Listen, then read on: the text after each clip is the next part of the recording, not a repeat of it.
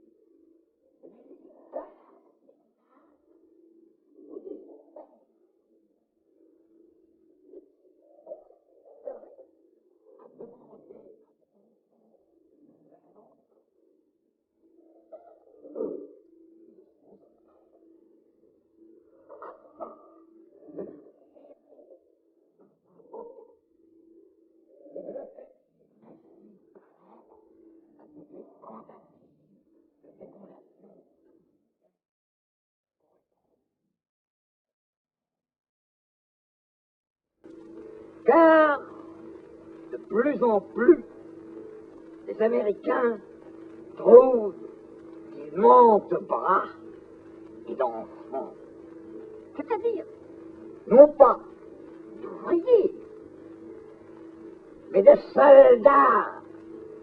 Et ils veulent à toute force, par tous les moyens possibles, faire et fabriquer des soldats. En vue de toutes les guerres planétaires pourraient ensuite avoir lieu.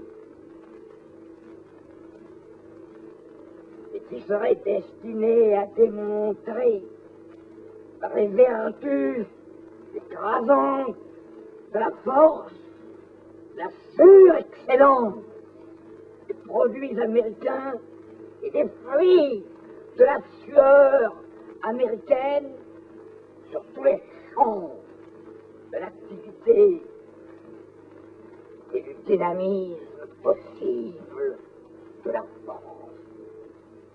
Parce qu'il faut produire, il faut, par tous les moyens de l'activité possible, remplacer la nature partout où elle peut être remplacée. Il faut trouver à l'inertie humaine un champ majeur. Il faut que l'ouvrier ait de quoi s'employer. Il faut que des champs d'activité nouvelles soient créés. Et que ce soit le règne enfin de tous les faux produits fabriqués, de tous les ignobles ersatz synthétiques où la belle nature vraie n'a que faire, et doit céder une fois pour toutes et honteusement la place à tous les triomphaux produits de remplacement ou le sperme de toutes les usines de fécondation artificielle aura enfin de quoi s'employer.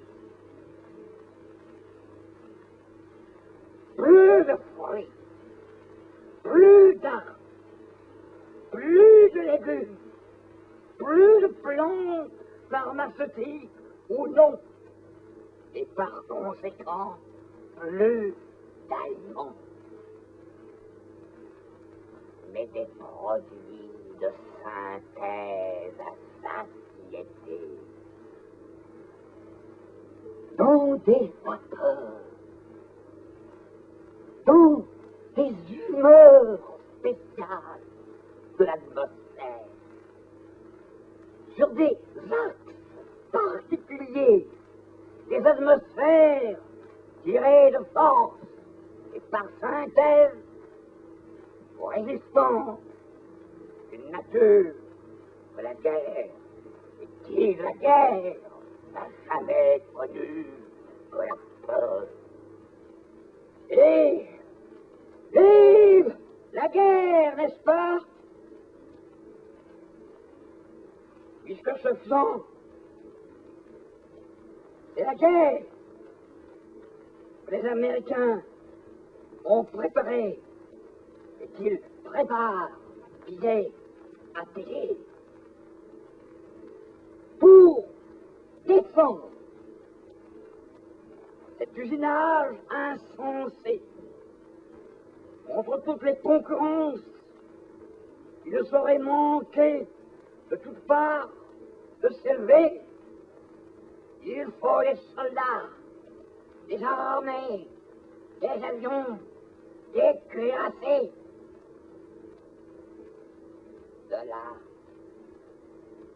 ce stère auquel il paraîtrait que les gouvernements de l'Amérique auraient eu le culot de penser.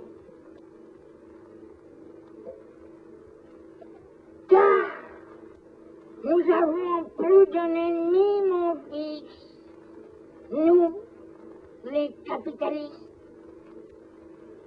Et parmi ces ennemis, là aussi de Staline, qui ne manque pas non plus de bras armés. Tout cela est très bien, mais je ne savais pas les Américains, un peuple aussi dernier. Pour se battre, il faut recevoir des coups. Et j'ai vu peut-être beaucoup d'Américains à la guerre. Ils avaient toujours devant eux la commensurable armée de tanks, d'avions, de cuirassés qui leur servaient de boucliers. J'ai vu beaucoup se battre les Américains et leurs machines. J'ai vu beaucoup se battre des machines. Mais je n'ai vu qu'à l'infini derrière les hommes qui les conduisaient. En face du peuple, c'est mangé à ses chevaux, à ses bœufs et à ses ânes les dernières tonnes de morphine vraie qui peuvent encore lui rester pour la remplacer par des ersatz de fumée. Même mieux, le peuple qui mange à même la terre où il est né, par les Tarahumara. Mangeons le peyote à même le sol, dont il naît, et qui tue le soleil pour installer le royaume de la nuit noire, et qui crève la courroie des espaces, afin que les espaces de l'espace ne puissent plus jamais se rencontrer ni se croiser. C'est ainsi que vous allez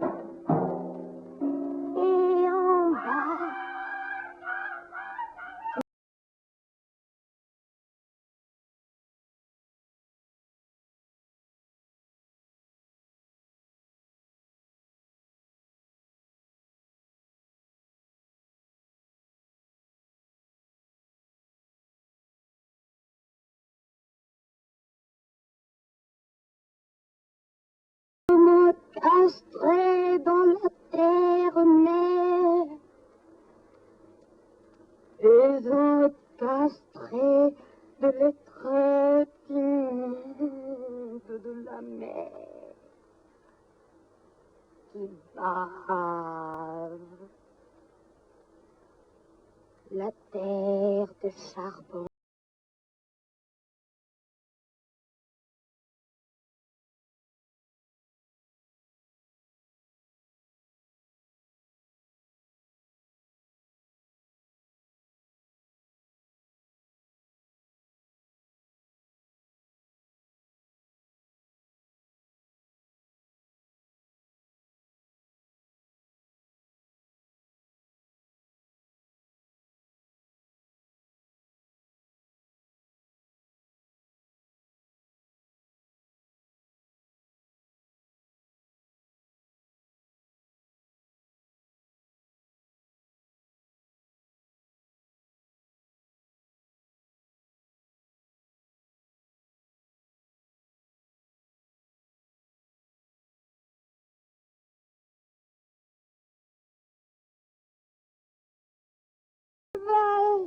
Qui est le soleil, et non l'homme. Dans le déchirement d'un tambour, du trompette longue, étrange, les six hommes étaient couchés au milieu, à ras de terre, baillés successivement comme des tournesols, les passerelles, les instruments, de l'eau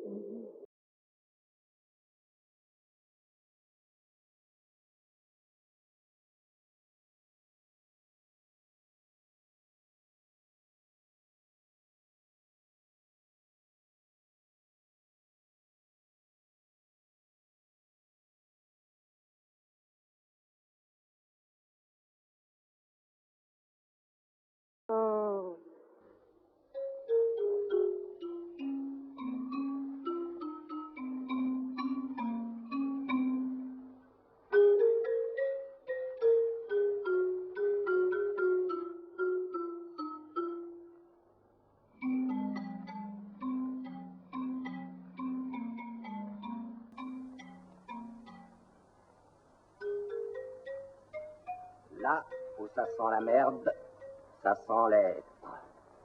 L'homme aurait très bien pu ne pas chier, ne pas ouvrir la poche anale, mais il a choisi de chier, comme il aurait choisi de vivre, au lieu de consentir à vivre mort. C'est que pour ne pas faire caca, il lui aurait fallu consentir à ne pas être. Mais il n'a pas pu se résoudre à perdre l'être, c'est-à-dire à mourir vivant. Il y a dans l'être quelque chose de particulièrement tentant pour l'homme. Et ce quelque chose est justement le caca. Pour exister, il suffit de se laisser aller à être. Mais pour vivre, il faut être quelqu'un. Pour être quelqu'un, il faut avoir un os. Ne pas avoir peur de montrer l'os et de perdre la viande en passant. L'homme a toujours mieux aimé la viande que la terre des os. C'est qu'il n'y avait que de la terre et du bois d'os, et il lui a fallu gagner sa viande. Il n'y avait que du fer et du feu, et pas de merde. Et l'homme a eu peur de perdre la merde. Ou plutôt, il a désiré la merde. Et pour cela, sacrifié le sang. Pour avoir de la merde, c'est-à-dire de la viande, là où il n'y avait que du sang et de la ferraille d'ossements, et où il n'y avait pas à gagner d'être, mais où il n'y avait qu'à perdre la vie. Ores modo, dire, Isa, Totali, Toparera Kotro. Là, l'homme s'est retiré, il a fui. Alors les bêtes l'ont mangé. Ce ne fut pas un viol. Il s'est prêté à l'obscène repas. Il y a trouvé du goût.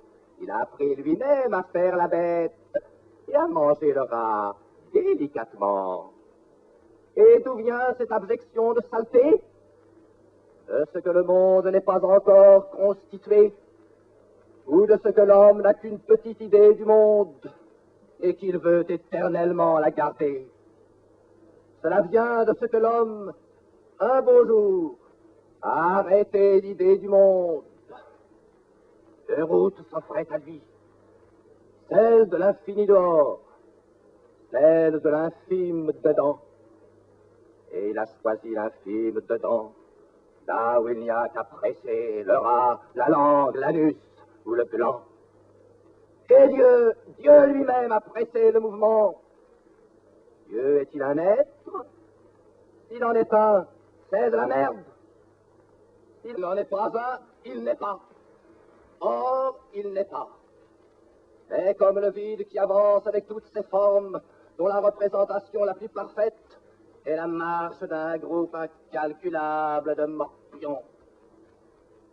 Vous êtes fou, monsieur Artaud. Et la messe? Je renie le baptême et la messe. Il n'y a pas d'acte humain qui, sur le plan érotique interne, soit plus pernicieux que la descente du soi-disant Jésus-Christ sur les autels. On ne me croira pas, et je vois d'ici les haussements d'épaules du public, mais le nommé Christ n'est autre que celui qui, en face du morpion Dieu, a consenti à vivre son corps. Alors qu'une armée d'hommes, descendus d'une croix où Dieu croyait l'avoir depuis longtemps cloué, s'est révoltée et bardée de fer, de sang, de feu et d'ossements, avance, invectivant l'invisible, afin d'y finir le jugement de Dieu.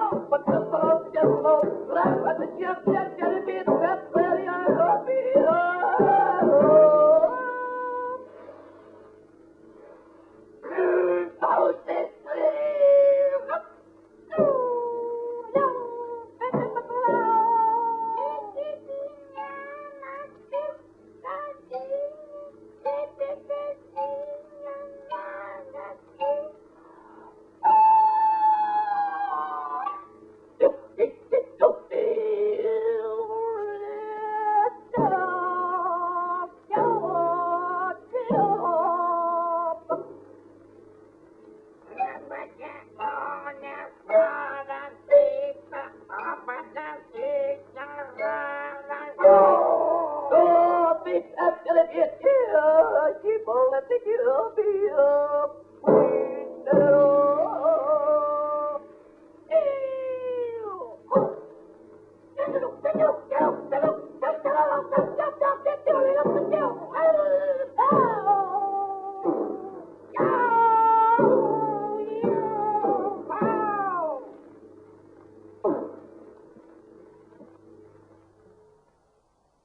qui est grave est que nous savons qu'après l'ordre de ce monde, il y en a un autre. Quel est-il? Nous ne le savons pas. Le nombre et l'ordre des suppositions possibles dans ce domaine est justement l'infini. Et qu'est-ce que l'infini? Au juste, nous ne le savons pas. C'est un mot dont nous nous servons pour indiquer l'ouverture de notre conscience vers la possibilité démesurée, inlassable et démesurée. Et qu'est-ce au juste que la conscience? Au juste, nous ne le savons pas. C'est le néant. Un néant dont nous nous servons pour indiquer, quand nous ne savons pas quelque chose, de quel côté nous ne le savons, et nous disons alors conscience du côté de la conscience, mais il y a 100 000 autres côtés. Et alors, il semble que la conscience soit en nous liée au désir sexuel et à la faim. Mais elle pourrait très bien ne pas leur être liée. On peut dire, il y en a qui disent que la conscience est un appétit, l'appétit de vivre. Et immédiatement à côté de l'appétit de vivre, c'est l'appétit de la nourriture qui vient immédiatement à l'esprit. Comme s'il n'y avait pas des gens qui mangent sans aucune espèce d'appétit et qui ont faim. Car cela aussi existe, d'avoir faim sans appétit. Et alors, l'espace de la possibilité me fut un jour donné comme un grand P que je ferai. Mais ni l'espace, ni la possibilité, je ne savais au juste ce que c'était. Et je n'éprouvais pas le besoin d'y penser.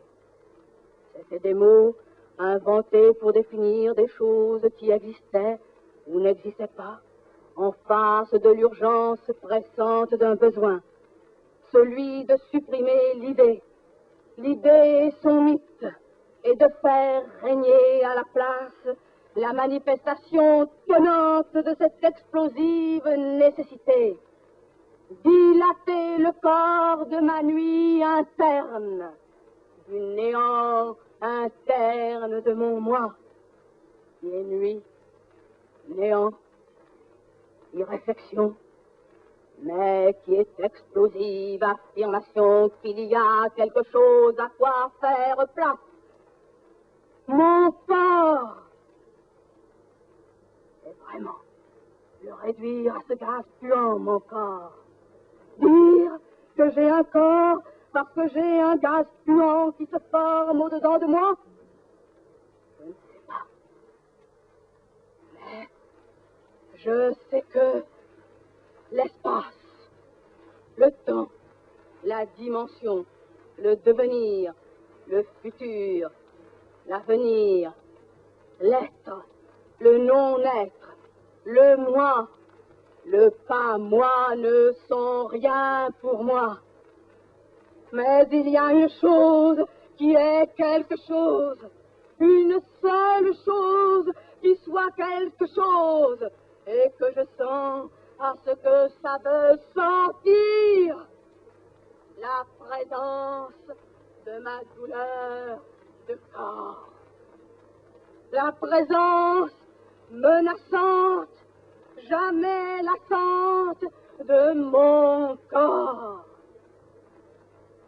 Si fort qu'on me presse de questions, et que je nie toutes les questions, il y a un point où je me vois contraint de dire non, non, alors à la négation. Et ce point, c'est quand on me presse, quand on me pressure et qu'on me traite jusqu'au départ, en moi, de la nourriture, de ma nourriture et de son lait. Et qu'est-ce qui me reste? Que je suis suffoqué.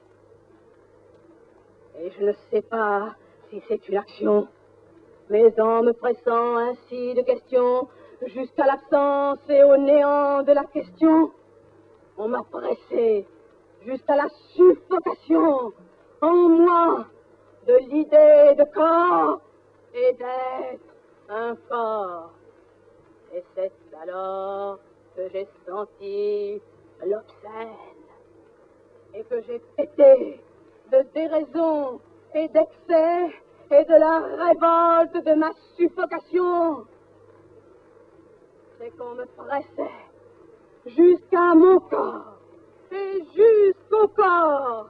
Et c'est alors que j'ai tout fait éclater parce qu'à mon corps, on ne touche jamais.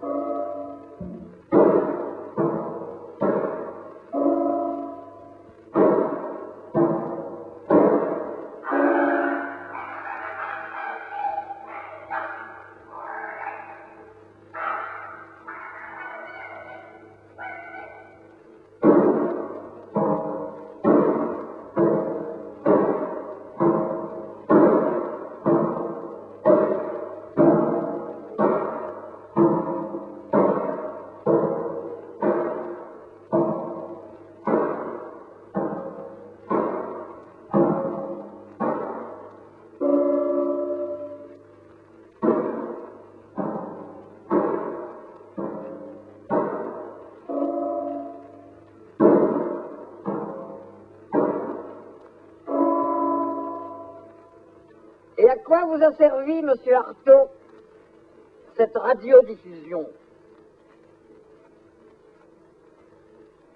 À dénoncer un certain nombre de saletés sociales officiellement reconnues et recommandées. Premièrement, cette émission du sperme infantile, donnée bénévolement par des enfants en vue d'une fécondation artificielle de fœtus encore à naître et qui verront le jour dans un siècle ou plus. Deuxièmement, à dénoncer chez ce même peuple américain qui occupe toute la surface de l'ancien continent indien une résurrection de l'impérialisme guerrier de l'antique Amérique qui fit que le peuple indien d'avant Colomb fut abjecté par toute la précédente humanité. Troisièmement, vous énoncez là, monsieur Artaud, des choses bien bizarre. Quatrièmement, oui, je dis une chose bizarre. C'est que les Indiens d'avant-colons étaient, contrairement à tout ce qu'on a pu croire, un peuple étrangement civilisé. Et qu'ils avaient justement connu une forme de civilisation basée sur le principe exclusif de la cruauté. Cinquièmement, et savez-vous ce que c'est au juste que la cruauté? Sixièmement, comme ça, non, je ne le sais pas.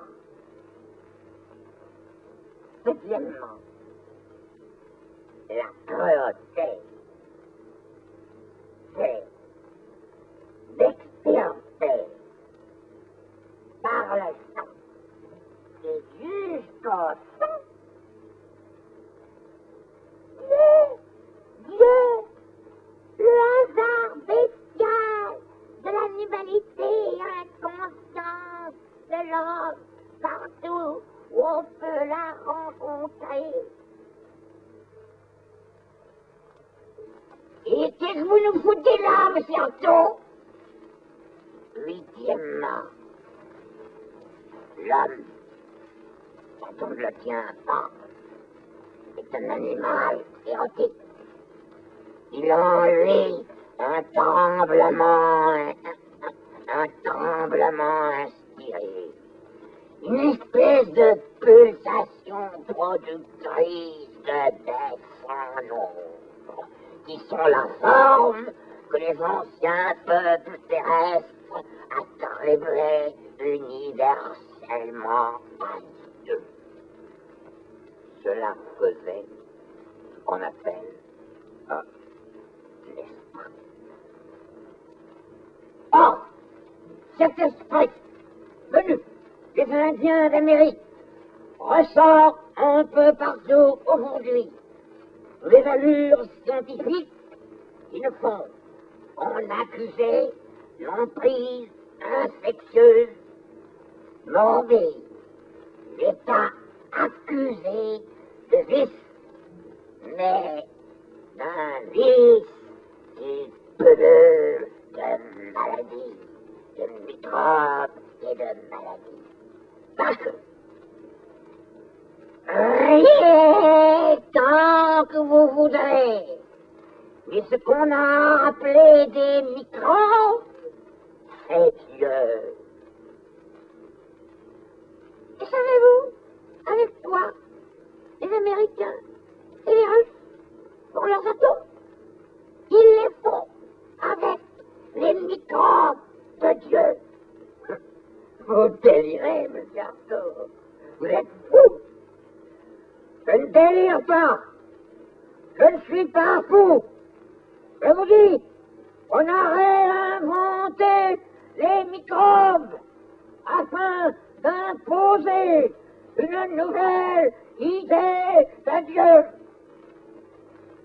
On a trouvé un nouveau moyen de faire ressortir Dieu et de le prendre sur le fait de sa nocivité microbienne. Et de le clouer au cœur, là où les hommes l'aiment le mieux, sous la forme de la sexualité maladive, dans cette sinistre apparence de cruauté morbide qu'il revêt aux heures où il lui plaît de tétaniser et d'affoler comme présentement l'humanité. Il utilise l'esprit de pureté, une conscience demeurée candide comme la mienne, pour l'asphyxier de toutes les fausses apparences qu'il n'est-ce pas? C'était ainsi qu'Artaud le Momo peut prendre figure d'halluciné. Que voulez-vous dire, monsieur Artaud? Je veux dire que j'ai trouvé le moyen d'en finir une fois pour toutes avec ce saint. Et que si personne ne croit plus en Dieu, tout le monde croit de plus en plus dans l'homme. Or, c'est l'homme qu'il faut maintenant se décider à émasculer. Comment cela? De quelque côté qu'on vous prenne, vous êtes fou, mais fou à l'idée. En le faisant passer une fois de plus, mais la dernière, sur la table d'autopsie, pour lui refaire son anatomie. L'homme est malade parce qu'il est mal construit. Il faut se décider à le mettre à nu pour lui gratter cet animal pur qui le démange mortellement. Dieu, et avec Dieu, ses organes, oui, ses organes, tous ses organes, car, suivez-moi si vous le voulez, il n'y a rien de plus inutile que organe. Lorsque vous lui aurez fait un corps sans organes, alors vous l'aurez délivré de tous les automatismes et rendu à sa véritable et immortelle liberté. Alors, vous lui réapprendrez à danser à l'envers, comme dans le délire des bals musettes, et cet envers sera son véritable endroit.